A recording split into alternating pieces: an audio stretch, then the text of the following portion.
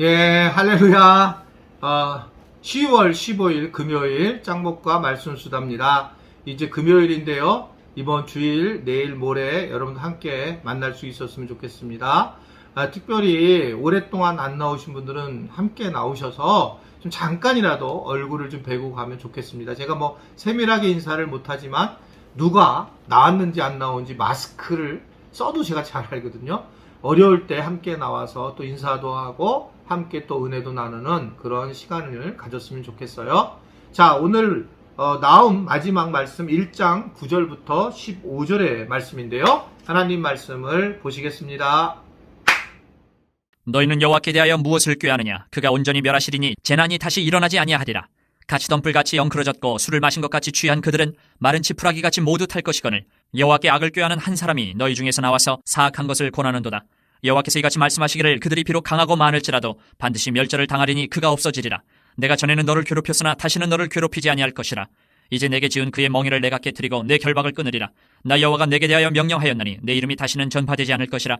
내가 내 신들의 집에서 새긴 우상과 부은 우상을 멸절하며 내 무덤을 준비하리니 이는 내가 쓸모없게 되었습니다. 볼지어다 아름다운 소식을 알리고 화평을 전하는 자의 발이 산 위에 있도다.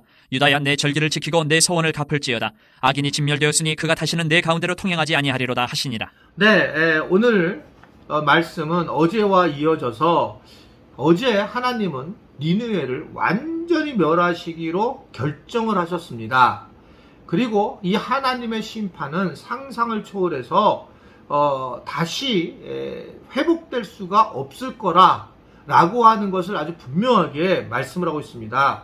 그것을 어떻게 얘기를 하고 있냐면 10절의 말씀을 보면 마른 지푸라기 같이 모두 탈 것이다 라는 이야기로 하고 있어요. 성경이 참 굉장히 시적이잖아요. 마른 지푸라기가 타는 거 보셨어요? 그냥 삽시간에 타잖아요. 삽시간에. 그러니까 저도 예전에 한번 불장난을 하다가 그 마른 지푸라기를 탔다가 불이 막 주변에 번진 적이 있었는데, 그러니까 이 마른 지푸라기 타는 속도가 굉장히 커요. 제가 성묘를 갔는데 우리 형하고 이렇게 이제 그 성묘 당시에 이렇게 마른 풀을 태우고 있었잖아요. 무덤을.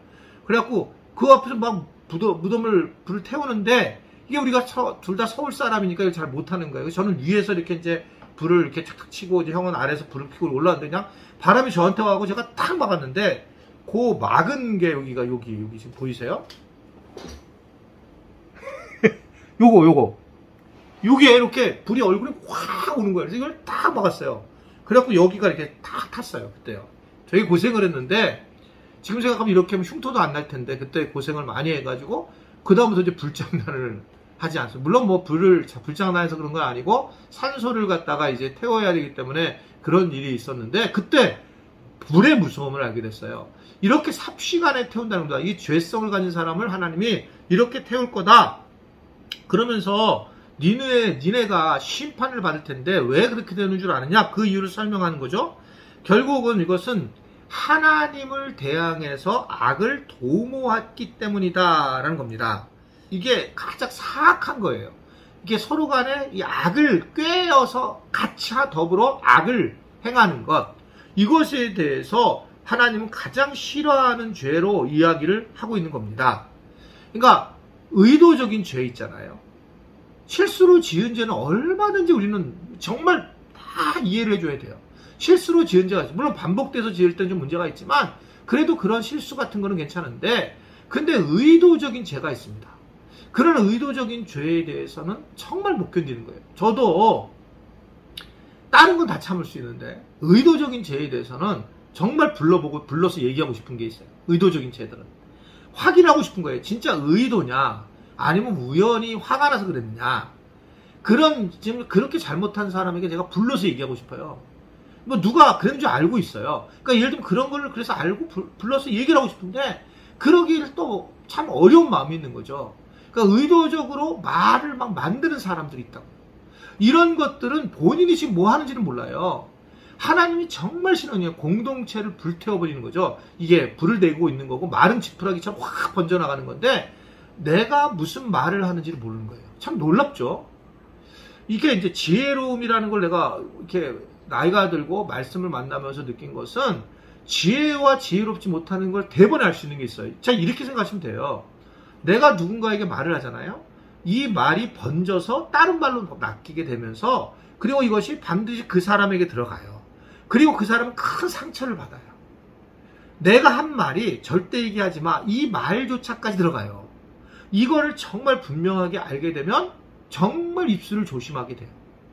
야고보에서 이게 마치 그 키와 같고 불의 어떤 중심과 같은데 축과 같다고 하는데도 이걸 도대체 이 말을 많이 하는 사람들이 정말 한심스럽습니다. 너무너무 말이 많아요. 그냥 무엇 하나 말이 많습니다. 뭐 제가 저에 대해서도 관심을 갖는데도 저에게 교인들이 대부분 몰라요 뭐 하는지. 근데 그걸 하나 막 뭐 우리 손주가 온 것까지 알고 이런 걸 보면 좋은 것처럼 보이지만 그렇지 않아요. 그런 모습을 보면서 자기 스스로가 막 어려워지는 거죠. 이런 사람은 거기에 자기가 혼자 끝마치는 게 아니라 사람을 자꾸 만나는 것에 모아서 그랬을 때에 오늘 경고를 확실히 하는 거예요. 진짜 죄는 그렇게 하나님의 주권을 무시하고 자기 생각대로 움직이는 것. 그래서 그걸 말을 만들어가는 것이 가장 큰 죄라 라고 하는 것을 이야기하고 있습니다. 우리는 하나님의 힘과 지혜를 가지고 살아야 될 사람들이죠. 하나님과 힘과 지혜로 살아가게 될 때에 우리가 어떻든 지금까지 그러한 방식들을 버려야 돼요.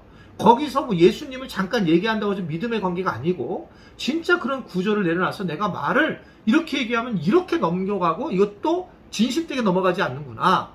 진실되게 넘어가도 그 사람이 들을 때 문제가 되는 것은 정말 조심해야 되고 상상을 해서 얘기하는 건 더 큰 죄예요. 아마 그런 거 아닌가. 정확한 정보도 없이. 이런 것들이 니누의 백성들이 지은 죄입니다. 이게 본인들도 이걸 알으셔야 돼요. 이 니누의 백성들이 지은 죄를 내가 질 수 있다. 이것에 대해서 하나님은 굉장히 하나님의 뜻을 구하지 않는 사람들의 모습을 이야기를 하고 있습니다.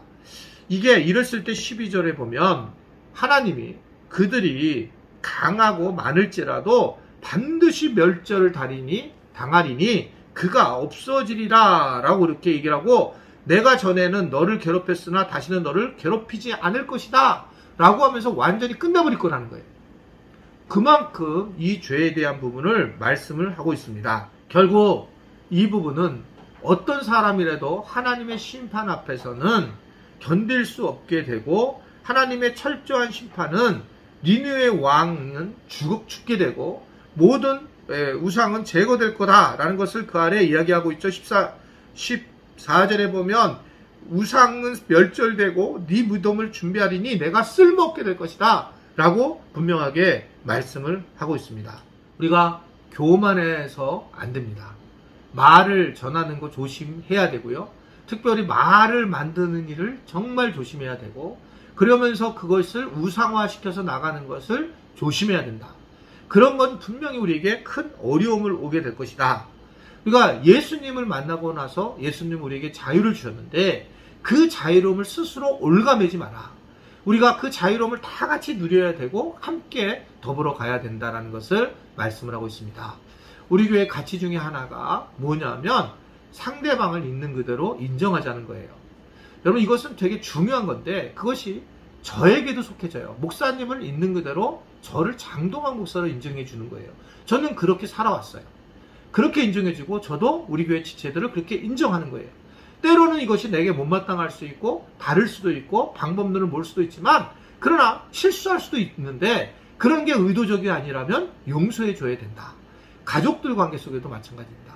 그렇게 됐을 때에 결국 하나님의 사랑이 곳에 임할 수 있지만 이것이 계속되는 모습을 보게 될 때에 하나님은 이러한 사람을 철저하게 하나님이 하나님의 방식대로 일을 하시기 때문에 우리가 주의해야 한다라고 하는 것을 말씀을 하고 있습니다.